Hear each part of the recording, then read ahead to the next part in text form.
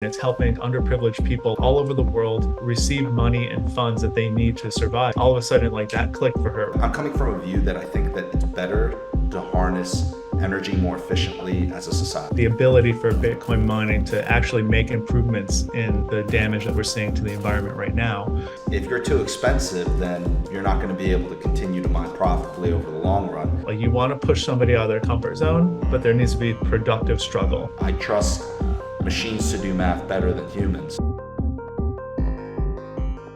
Jason, thanks again for coming on to the podcast. I've really been looking forward to this conversation, and let's get into it. I'm curious, how exactly did you dive into Bitcoin? I listened to your episode on the What Bitcoin Did podcast, and I thought it was really interesting because a lot of the times when I'm talking to people on the podcast, I feel like you have some of the OGs that have been in since like the super early days, like right. 2011, 2012, everyone in between. But I feel like you've really hit the scene hard and been putting forth some really interesting ideas.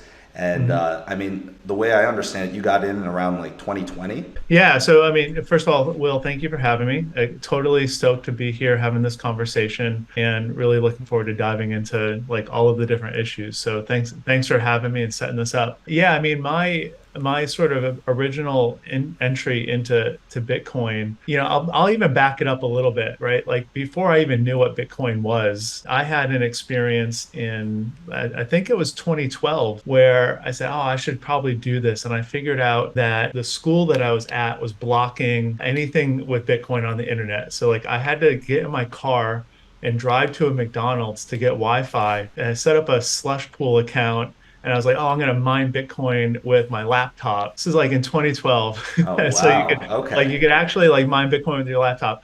I had no idea what it meant to do that, right? I just thought like, oh, it'll be like, I'll make a couple of extra bucks or something. Right? I literally thought that mining meant you dig through like files and, like ones and zeros to find the Bitcoin, and then totally forgot about it. So it didn't click with me, didn't learn about it, didn't understand it, totally forgot about it. And that like laptop and that account is long gone. Oh, So that man. like that was my false start into Bitcoin. Like if I had just sort of picked up a book or maybe learned something back then, we'd be having a much different experience. But so I just forgot about it. I totally forgot about Bitcoin for all of those intervening years. And then a good buddy of mine was just asking me like, hey, what are you going to do with your stimulus check? Like I'm gonna get some Bitcoin. And I thought, well, that's an interesting idea. I could figure like this is the wave of the future. I'll just buy a little bit. And I really did. I bought like the tiniest little bit. I bought $20 worth of Bitcoin. That was my very first buy. Didn't understand anything still about it. But I'm the kind of person who like once I had that skin in the game, and it might sound silly to some people, right? Like $20 was enough to motivate me to just learn about like the blockchain. How do transactions work? How does the blockchain work? How does Bitcoin work? Because I didn't want to lose like the $20. I didn't want to feel like a fool for like losing $20. So that was my entry into it. A good buddy of mine, just called me up and then suggested it, and I went from there. And of course, like happens with most people, right? The more you learn, the more you're willing to invest in it because you understand the foundation is there and it's a solid invention that's going to change the world and already has in some ways. For me, it just started with like a $20 buy from my stimulus check, and then it just kept ramping up, right? Like, okay, I'm going to take this more seriously. I'm going to like actually keep learning about it, and then of course, keep buying and accumulating, stacking as I went. That was not too long ago, right? Like my life is. Yeah, I was going to say, just did in the not past involve couple of Bitcoin years. a couple years ago. Yeah, wow. I feel like that's everyone's got their own story. I actually didn't know that you had gone all the way back early on and then gotten into it more recently. But I feel like that's a laptop story. Like there are many people out there who had a similar experience. Right. It was just sitting in a McDonald's in like the next town over because that's where I could get Wi-Fi that wasn't like filtered, like wasn't blocked. And then of course it just disappeared. Right. And I was like, oh, like if I could go back and redo it, Yeah. But I feel like so many people in the future are going to be saying the exact same thing about us now. I mean, everyone, when they get like really get into it, I feel like has that same type of sentiment where you're thinking, oh, you're late because you see all these other people who've been in it and like focusing on it for a number of years. But I mean, as you know, this is a long game here. So it's going to be, it's going to be pretty crazy looking back like in the next 5-10 years. I mean, that's a number one conversation I have with people that when it comes up, which is is like, it's pretty often where somebody says, oh yeah, like I should have done it 5 years ago. And I just look at them and like, well, you're going to be around in 5 years from now, right? Like you don't want to look back in and I pointed out, like, you're going to look back on this conversation that you and I are having right now in 5 years. So it's just like, you're not too late and you haven't missed the boat. And, this thing is not really possible for it to go anywhere. And so you expect it to be a very large part of our financial system, one way or the other, for 5, 10, 15, 20 years. It's kind of amazing to me that somebody can say, oh, like, oh, 5 years ago, 10 years ago, I should have done it. And then not realize that, like, well, you can go in the other direction too. Like you can get some now and then hold it for 10 years. And then you're going to be also very happy.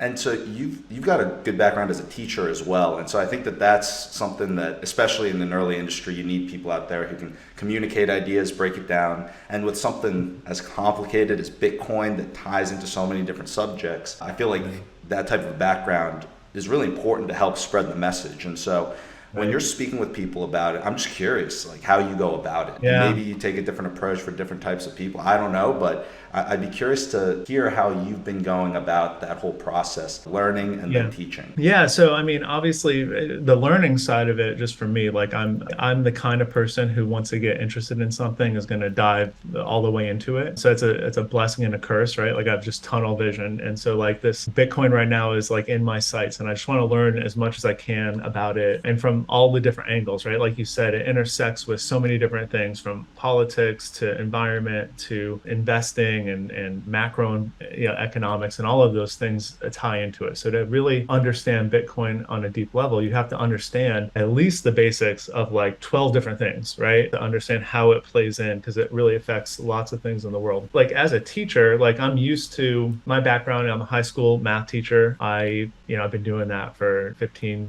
20 years. I went to graduate school for pure mathematics. I love math. I love bringing it to people. And that's, for some students, that's like going to the dentist, right? Like I know I need to do it, but I don't want to do it. So it's really about finding a way through to like each individual person, right? The most important thing about teaching anything really, but like math or Bitcoin, is to find out where the person is, so you can sort of meet them where they are. If I'm talking to somebody who really doesn't have any understanding of like sort of personal finance, investing, like interest rates, like how any of that stuff really works, like you need to know that, because if you dive into the deep end, you're going to lose them immediately. On the flip side, I have friends who have tons of experience in investing in traditional markets, and they have money and they have people that they talk to, and they move money around to different investments all the time. And so like those two conversations are vastly different, right? Like you kind of start from different spots, and it takes different things to convince somebody that they need to be looking into Bitcoin, depending on what their priors are. And so the same thing with math, right? Like I teach calculus at 9 o'clock, and then at 10 o'clock I'm teaching algebra 1, and I can't go about that the same way, right? I need to adjust where I am with my students or the people that I'm trying to get on board with me. So I think really understanding your audience and understanding like what's going to speak to them and what they already know, because when you're teaching, there's a big thing called like zone of proximal development. Like you want to push somebody out of their comfort zone, but there needs to be productive struggle. So if you just throw down a bunch of stuff and it just really overwhelms somebody, they're not going to learn. They need to be pushed productively out of their comfort zone. So they're learning new things, but they're not overwhelmed by it. And so I try to bring that sort of strategy when I'm talking about Bitcoin too. I don't just dive in and just like hear all these crazy ideas. Yeah, exactly. Right. I don't pull out like the red string and then what happened in 1971 and all this stuff, right? So I need to just sort of test the water and ramp it up slowly. And I think that by and large you sort of figure out what works and what doesn't, and what speaks to different kinds of people. So yeah, I think that it's helped me a tremendous amount, just having the experience of dealing with like teaching as a profession, to try to teach people about Bitcoin. I've experienced the exact same thing too. I mean, not on the podcast, you speak with a lot of people. They bring a lot of different types of views on things. It's interesting because you have so many different people who are incredibly intelligent and at the very top of their field, but they all have their own experiences, and all of them communicate in different ways, and then I'm sure learn best in different ways. And if I'm going and speaking to an energy executive and it's the first conversation that they're having about Bitcoin, that's going to be a very different conversation than if I'm trying to teach my mom about Bitcoin, or if I'm going and speaking to a real estate investor about Bitcoin. like figuring Yeah. out certain things that you can relate and draw analogies. I feel like real estate investors actually, they pick up on Bitcoin mining fairly quickly just because you have some Yeah. of those similar types of concepts. They can see, oh, well, you're investing in a hard asset, and that hard Right. asset, you're not Right. generating rent, you're mining Bitcoin. But that's, Yeah. in their eyes, in many ways, it could just be cash flow because you can Right. instantly turn Exactly. that into Yeah. dollars. So Yeah. it's interesting going through that process. And I mean, Yeah. I'm curious as how you're writing a book, and Yeah. what's the name of the book again that you're writing? Yep. So the book I'm working on, a progressive's case for Bitcoin. So this is I've sort of been all in on this project now, and what I found was my entry into Bitcoin when I first started learning about it was just strictly from like a mathematical point of view, computer science, understanding how blockchains work, like all of that stuff. And then when I realized that when I zoomed out and tried to keep learning, there wasn't a lot of resources out there that were meant or targeted for somebody like me who comes from more of a liberal perspective about politics in the world. In fact, a lot of the resources out there were either like maybe they were neutral, but they had sort of like a little wink and nod towards like more conservative libertarian ideals. So the premise of the book is essentially just to educate people about Bitcoin who are like left of center, and maybe they don't know anything about Bitcoin, maybe from apart from like what the mainstream media has said or some liberal politicians have said bad things about Bitcoin, and like that's all that they know. And so I'm just trying to get those people from like 0 to 1. So the premise of the book is to get there's millions and millions of people out there who like are left of center and could really benefit from Bitcoin and should really understand it and should be like involved in this development of like this new financial technology.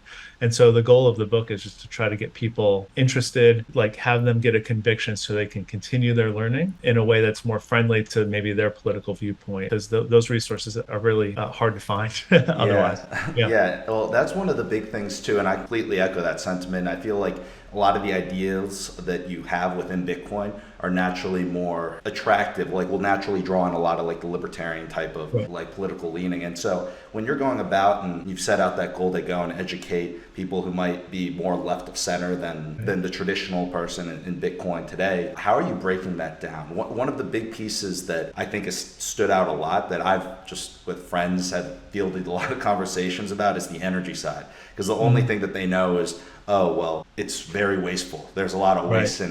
in energy. And a lot of times I've run into that same type of, what you mentioned earlier, that same type of barrier or obstacle that you try and overcome, where if they don't have the understanding of how the financial system works or all these concepts that are necessary to understand the true value of Bitcoin, it's difficult to have that conversation around energy if they automatically are assuming that Bitcoin has no value. I Yeah. mean, you can still make that argument because once you dive into the energy side, you see a lot of other benefits, but it Sure. really doesn't help to start from that ground zero of them thinking, oh, well, this is just for nothing. There's no value Yeah. behind Yeah. Bitcoin. So I feel like I always have to start there to some degree and then kind of dive into the energy side. I mean, I think you're right. I think that the environmental piece right now is probably the biggest piece of FUD out there, and it's really just targeting public sentiment for people who are like low information Bitcoin people, so people who know very little or nothing about it, and so on this very surface level, if you don't know anything about Bitcoin, then you're thinking, all right, well, it's something on the internet that makes people money, so therefore it's a scam, right? Like that's sort of like the thinking, and of course that's not true, and it takes a little bit of effort to like get past that, and then like, okay, well, it's just pretend stuff, so it doesn't really matter, and like any energy use is wasted energy use, right? I found a lot of people in conversations recently, just sort of now that more information about my book is coming out, people have approached me and say along the lines of, well, Bitcoin is scary in terms of like understanding, it's complicated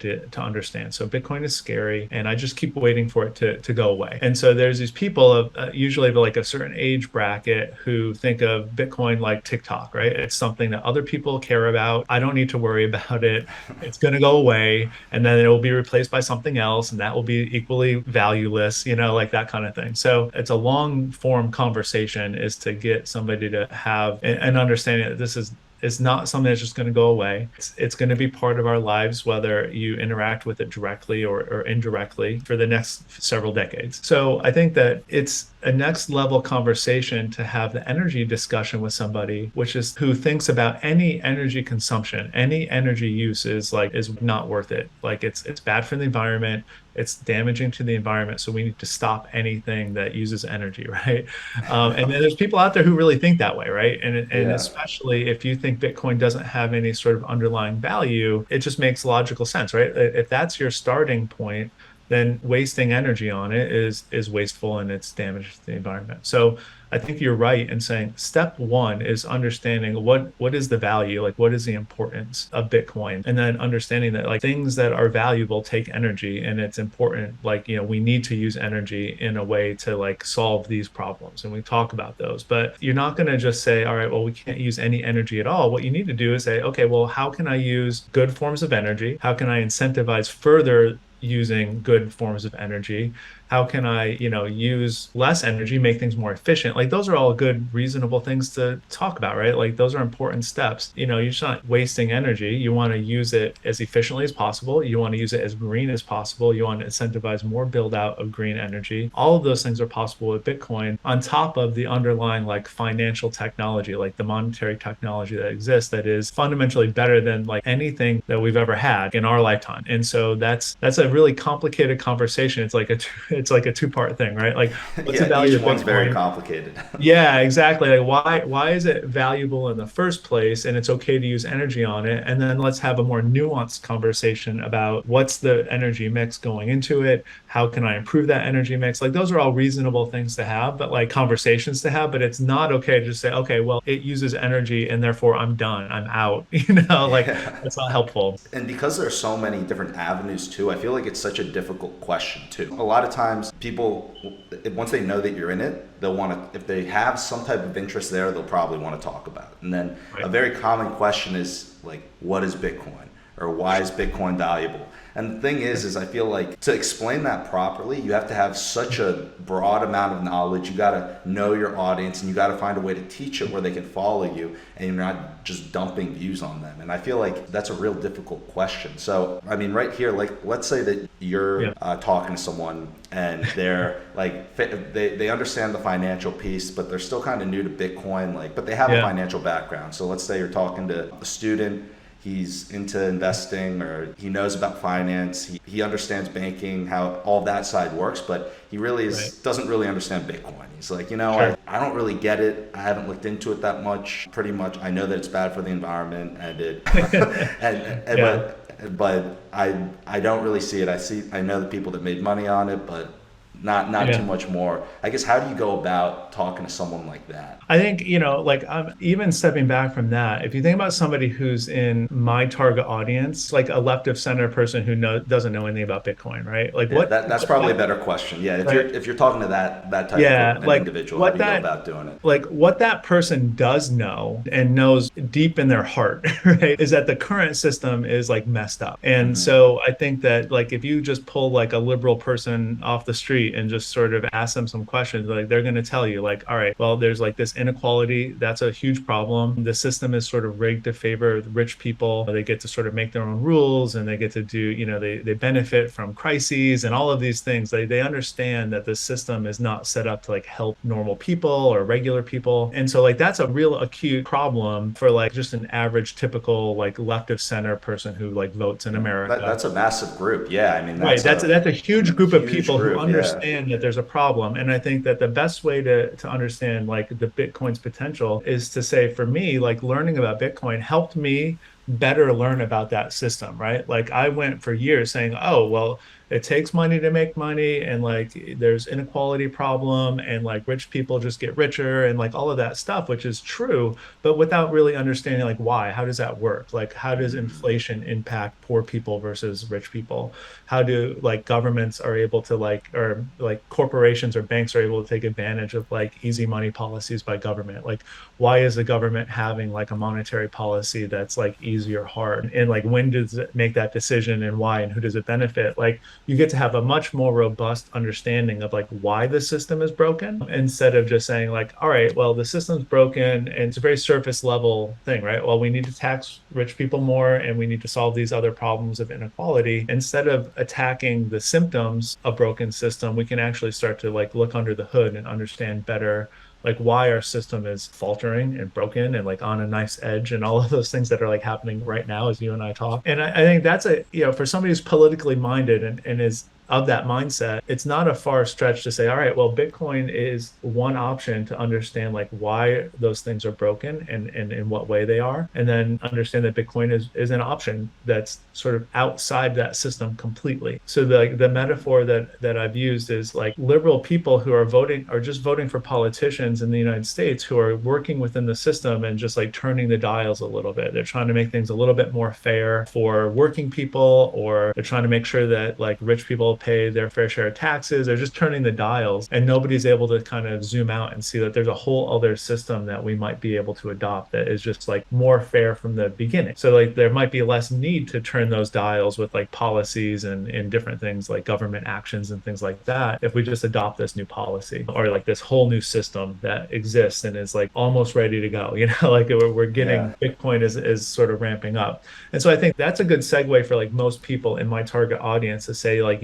that feeling you get like when like the world is like fundamentally unfair and it benefits certain people and disadvantages other people like that. Let's look at the monetary system we have for the last 50 years, for the last 100 years, and go through like why is that. And like, not to say Bitcoin fixes everything, because it certainly doesn't, but it's a great way to understand why the things are broken the way they are, and then hopefully like a way to fix some of it, at least like maybe even most of it. That was so fascinating as you're running through that Yeah. entire background. Yeah, because I think that that's one of the communities that, or groups that I would say hasn't been served as much to understand Bitcoin. Like Right. for example, one of the go-to books to start learning about it is like, the Bitcoin Standard, right? That's Right. like, Right. for example, in Size Mining, we have like reading club, book club. That was a very, Yeah. as soon as we started like book club, that was the first book that we all went and just wanted to make sure everyone had read. And I think Right. that lays it out really well, but from like that economics point of view, Yeah. understanding like how money works and that background, but not everyone is necessarily going to be drawn to that type of an explanation to go through it that Right. way. Other people might be more motivated by just understanding like, hey, there are these things that I think are messed up with the system that are wrong, and I don't have a good solution. The solution right now might be to, rather than playing within the system and trying to turn the dial a little bit, finding a better way to actually approach this. I'm curious as to how you like go, like when you take that further, right? Like when you start trying to just talk about that in a little bit more depth, like do you have any examples for how you have like a particular conversation within that stack? Not sure what the best way to say it is, if you understand what I'm saying there. Well, so first of all, I'll just say like the Bitcoin Standard is an excellent resource, and everybody should read it. And at the same time, for somebody who does not already have a conviction about Bitcoin and who is like left of center or a liberal person, like there's parts of that book that are going to completely turn them off and not like and sort of like leave a bad taste in their mouth.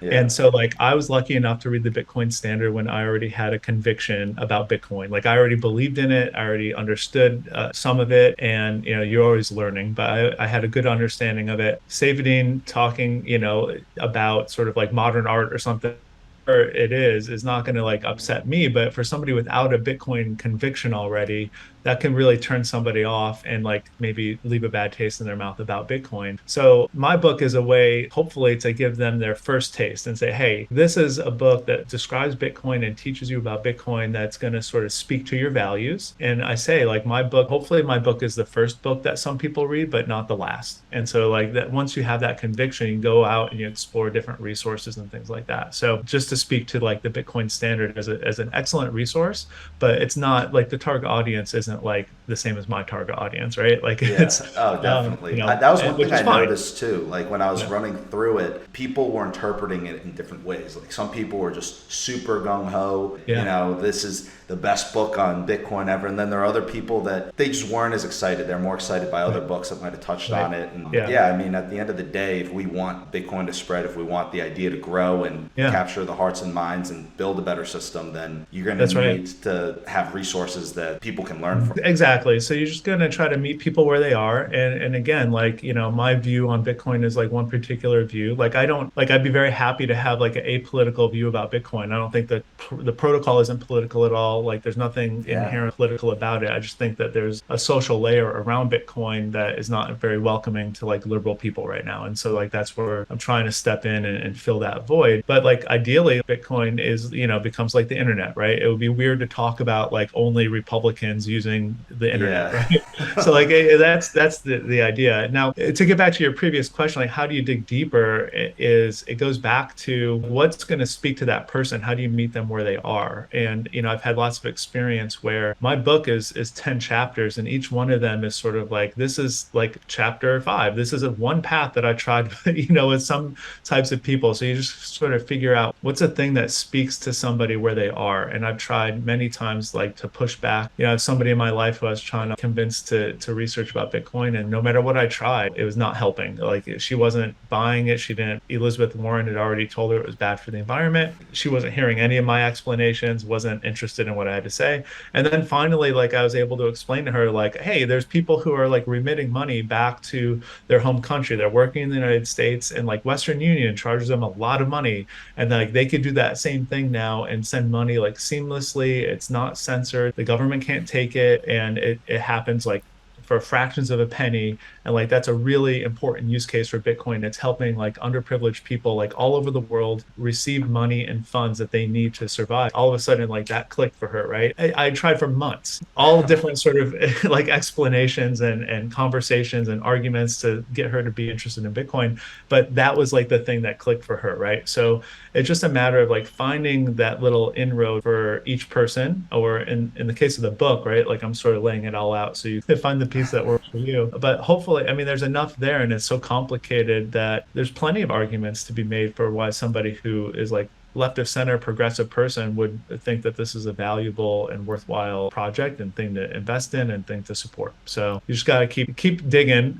And eventually I was like, I had enough of it. I was like, I got to write a book. So I had to keep Yeah. doing it one by one. That's good, and I will say we'll add the book once it comes out to the Great.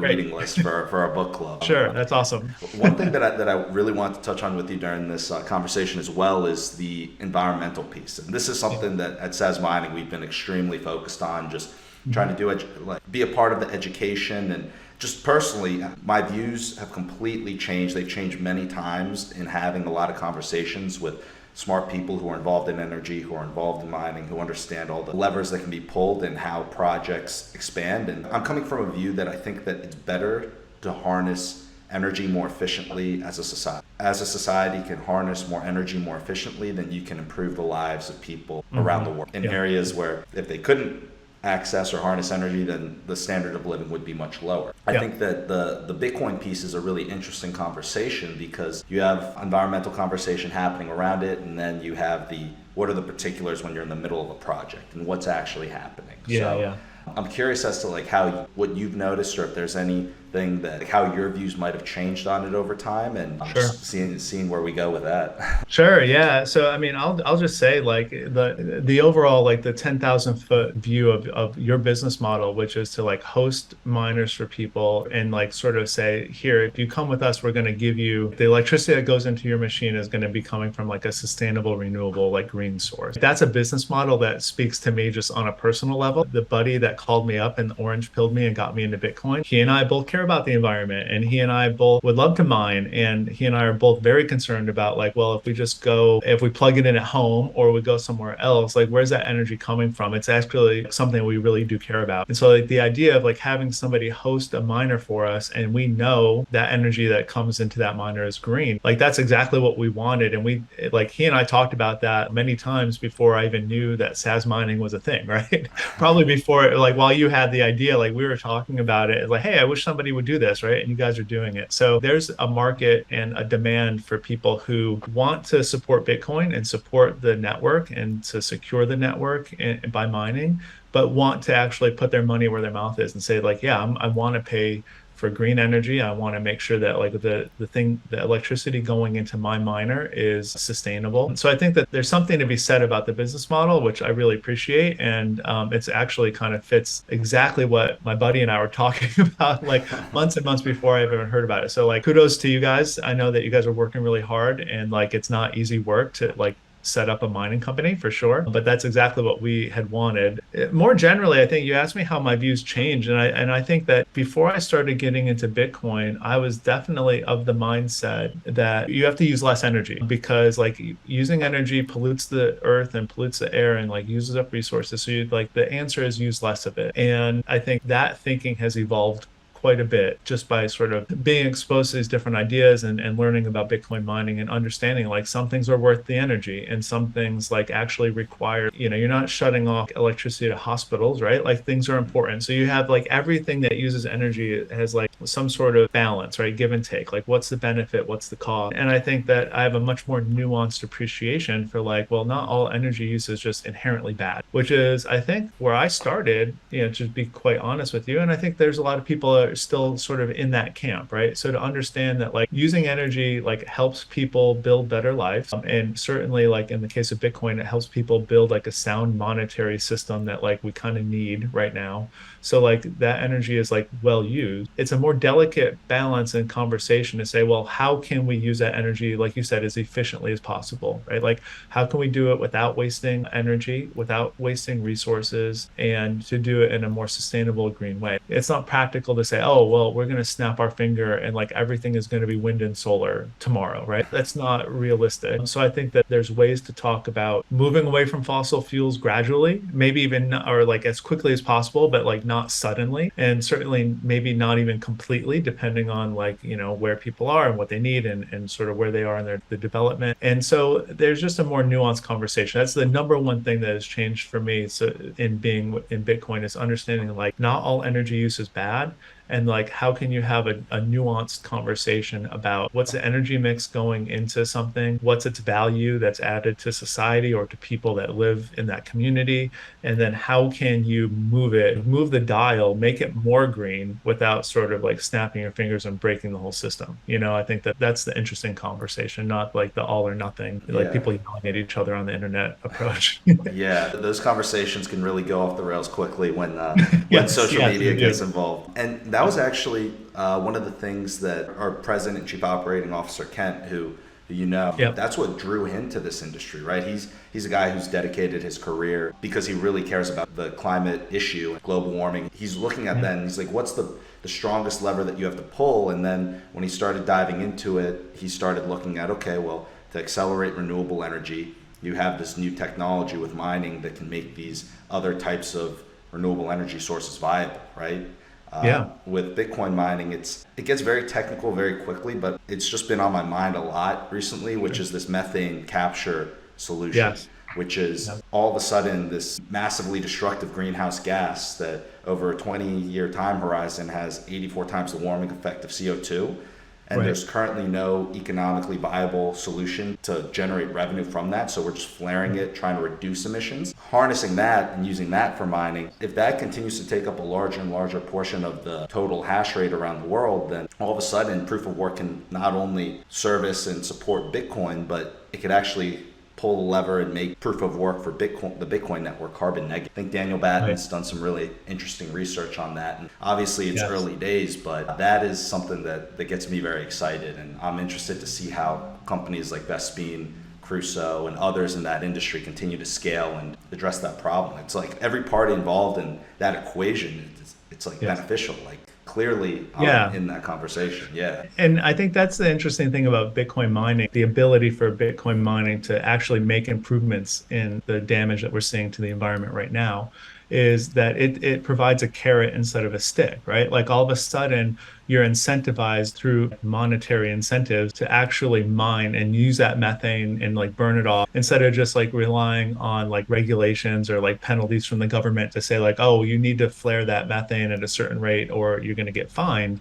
like you say, no, like I want to flare the methane because I'm going to turn it into Bitcoin. And like that's an incentive, right? Flipping the script completely, Bitcoin allows you to flip the script on. It's not necessarily a punishment, like the stick coming from like an authority. It's actually you're being incentivized to do the right thing. It's in your best interest to get as much methane as possible and to flare it and or to not flare it, but just to like turn it into CO2 by burning it, turn that into Bitcoin. You're helping the environment and like you're incentivized to do so. There's no other viable technology that can actually do that, right? There's no user of electricity that can locate wherever you need to locate the way that Bitcoin mining can. That's an interesting conversation to have. They say, like, yeah, we have these miners, they can go anywhere, they can go to the energy source.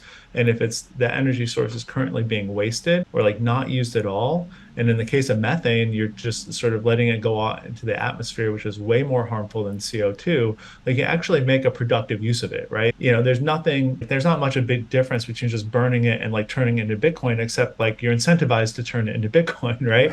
So like you actually make money by doing that. So like that's a huge help to the environment because it's providing incentives to do that. So like Vespine is trying to do that. And then essentially what you're doing is using Bitcoin to bootstrap an entire like electric grid within that landfill. So you're charging vehicles or you're using that electricity for other things, but like it's bootstrapped by the Bitcoin. Bitcoin allows you to like pay for that infrastructure to actually use in a continuing way that methane that's going to probably be released from like a landfill for the next 50 years. Bitcoin allows you to get the infrastructure to like use it from then on. There's a lot of really great ways to use it. And essentially, like as far as I've learned, it's really the best way because it's portable and it's responsive and all of those things that we know about Bitcoin mining. So like that's all very exciting. And I share your excitement. Like it's probably hard to really predict where we're going to be in 20 years, right? Like it's just Oh yeah. impossible to imagine. So Yeah, it's exciting. and talking about the carrot and the stick, like huge carrot from the monetary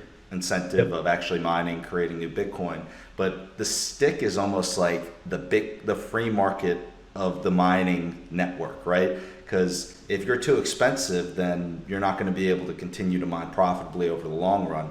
And so, Right. 20 years down the line, whatever it may be, at that point, you really want to go for the absolute cheapest bare minimum source of energy, which is that wasted methane, Yeah. most likely. Yeah. So the And incentives will it, line up to right. incentivize you as a miner to go clean that up. Or find a way Yes. to utilize that methane because the incentives are going to drive you to be able to do it at the cheapest rate possible. Right. And not to mention with the most efficient machines too, right? Like you can't, if the margins for Bitcoin mining reduce, then like it's not profitable to like have old machines that are like less efficient. So like those come offline and like out of the Bitcoin network. So like the incentives are all there. You're essentially looking for like lowest cost energy possible. In some cases, like there's like negative priced energy. It's just being wasted or curtailed, right? Like there's sometimes it's too sunny or too windy, and like we just have to like sort of waste and burn off that energy and not even use it. There's lots of ways in which Bitcoin can go and find negatively priced energy or really cheap energy that nobody else is even able to use. So like we're not competing for energy or electricity with like households. It's just like using stuff that would have been wasted otherwise. And so in more than one way, that those profit margins going down requires us to like Bitcoin miners to find cheap energy and then also use the most efficient machines, as possible, which is all good. Those are good steps for the environment from start to finish.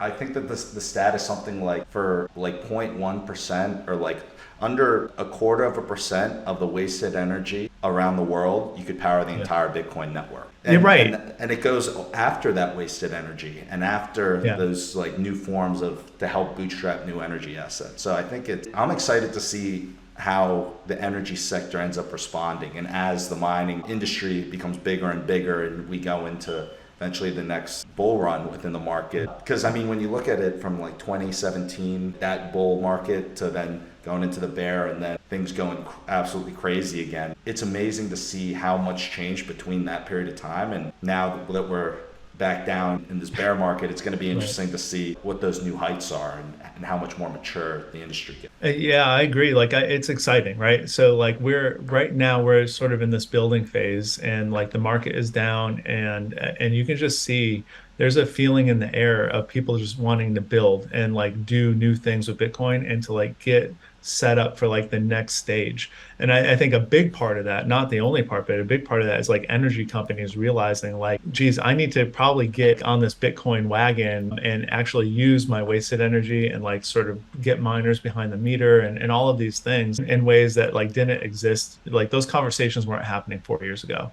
And I think for the next 10, 20 years, you're going to see this integration of just energy companies in general and like Bitcoin mining just to stabilize the grid and to like not have to curtail energy and to build out renewables. Like all of that stuff is going to be happening. And like it's going to be happening with Bitcoin. If I had to make a bold prediction, like at some point in the future, like Bitcoin mining and like energy companies, like, they're going to kind of meld in a way that you're not going to be able to tell the difference between them. You know what I mean? So who knows what the next 20 years holds, but certainly it's going to be Bitcoin mining picking up some of that wasted energy and that cheap energy that isn't really being fought over right now. And that's all of that. That's good for human development and prospering, and it's also good for the environment. So, like you said, all of the incentives line up. So it's Yeah, good.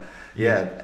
And another thing that I'm also interested in is that the mathematical perspective that you bring to Bitcoin, right? And so when you look at it in that way, I think that one of the beautiful things when you look at Bitcoin is the fact that like, the laws are written in code, and Yes. like the laws that govern the protocol, it's driven on this fundamental reality of just of the mathematical processing that happens in the mining. Whereas if Yep. you draw that parallel to any like the Fed or really the monetary decisions of any other network that is Yes. controlled by a government or a central bank, you Right. don't know the monetary policy that's going to be put forth in the next year, let alone 10 years, let alone 100 years. With Bitcoin, you know exactly how many Bitcoin are going to be going into circulation until year 2140, when the Right. last Bitcoin is mined from the block reward. And so I think that that's something that is just in today's world, from the time you're born, you just trust technology. You're not worried about your calculator doing like 2 + 2 = 5. Right. It's like, it just works. It's Yeah. math. I trust machines to do math better than humans. So like Yeah. with all that said, I'm wondering like, are there any types of things that you think stand out regarding like the Bitcoin network, like with that type of view? Because that was just something that captured me like from the very beginning. Yeah. And I didn't focus on or study math in college, but I've always just thought that that was something that was very interesting and gripping about how the rules are set in stone and Right. can't just be like changed. Yeah, and I think that what's fascinating really is like what you said is all true, but then like the way that you have to use computer science and mathematics to ensure that like Bitcoin stays decentralized, like it's controlled by like this completely like widespread network of nodes and miners that exist all over the world. It's a total flat architecture. There's nobody in charge of it. In order to pull that off and actually have it work is like a phenomenal feat, right? Like it obviously like it goes without saying that like in order to actually have that happen,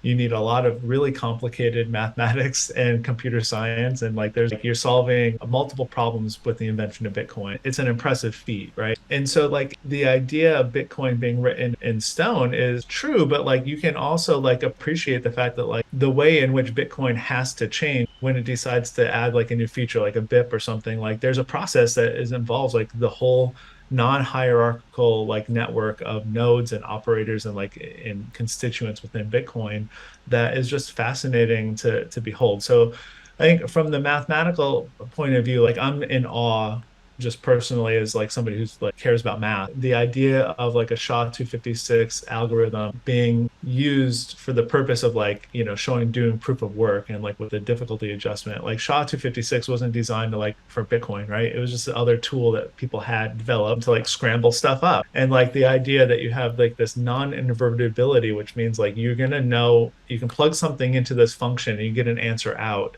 but you can't work backwards. And I'm going to turn that into like a proof of work system that has a difficulty adjustment. Like that's absolutely fascinating mathematical and computer science like innovation. And like that's one of the things that drew me to Bitcoin from the very beginning, like understanding how that actually works. Like you open up the hood on SHA-256, it's like amazing. And like you believe, you really understand that you can't like guess, you Yeah. can't mine the next block by going backwards. Like it's just not mathematically possible. And so to invent a problem that you can only solve by guessing and checking, which is like what proof of work is, A lot of people say that it's frustrating. A lot of people say, oh, they're solving complex mathematical problems, which is not really true. Like a Bitcoin miner is literally just guessing and checking and trying to get the answer. Mathematicians don't consider guessing and checking like a complicated, next, like a deep level way of thinking. Yeah, that's not what you Um, teach in algebra. Right. No, you don't guess and check, Yeah. right? Like in fact, like it's kind of looked down upon. But the ability to create a math problem that can only be done by guessing and checking, and then to be able to predict with like probabilistically, like how long it will take you to get the answer, which is all what guessing, that's what a Bitcoin mining is with the difficulty adjustment, is completely fascinating just from a mathematical point of view. It blows my mind that somebody was able to say, hey, like this is a problem that can only be solved by guessing and checking, and I can tell you like on average how long it will take you to guess the answer. Amazing, right? Like slam dunk. That's awesome. So Yeah. like if you have like that is for me, like as a mathematician or somebody who teaches math and probabilities and all of that, like that's a great kernel to build the whole system around because it's fascinating and impressive. And of course, as we know, like it leads to a lot of like foundational principles of Bitcoin, right? Like it's the proof of work means that you can't just create more. Like the marginal cost to produce a Bitcoin, like is tied to a real life physical like expense, like electricity in this case. And all of those things lead to like more sound financial and monetary policies that Bitcoin has. And as you say, for like the next 10,000 years, we kind of know how many Bitcoin there's going to be. And you can't say that about any other currency that exists right now. So like all of those things are really good like knockoff effects from just this like sound mathematical principle that somebody who was very clever was able to put into this Bitcoin system. It's a Like I crazy, get crazy excited about invention. it. Yeah, no, it's very exciting. So I got one last question, but before I ask the question, I want to give you the chance to explain to everyone who's listening, where they can connect with you, where they can follow you. Yeah, Definitely when you think that the book's going to be released and where they yeah. can find it. Yeah, and then I'll ask the last question.